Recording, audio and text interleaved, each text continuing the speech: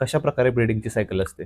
ब्रिडिंगला ही मादी 3 महिने 3 आठवडे 3 दिवस असा 114 दिवसांचा गाभण काळ असतो. त्यामध्ये त्याच्यानंतर म्हणजे तिथून पिल्लं झाल्यानंतर 114 दिवसानंतर पिल्लं झाल्यानंतर 40 ते 45 दिवस आईसोबत राहतात, आईचं दूध पितात. त्यानंतर आपण त्यांना आईपासून वेगळं करण्याची प्रक्रिया चालू करतो. साधारणपणे 3 ते 4 दिवस आपण एक वेळ फक्त पिल्लांना आईजवळ सोडतो आणि 5 दिवसानंतर ही प्रक्रिया करून आपण पिल्लांना पूर्णपणे वेगळं करतो. मादीला मस्टर्डीज होऊ नये याच्या मागचं हे कारण असतं की 5 दिवस एक टाइम तरी पिल्लांना आईजवळ सोडावा.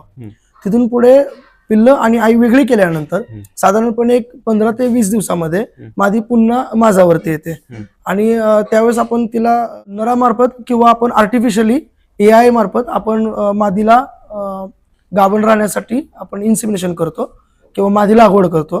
तिथून पुढे जर एखादी मादी गाभ नाही झाली तर 21 दिवसानंतर पुन्हा मादीला माज येतो.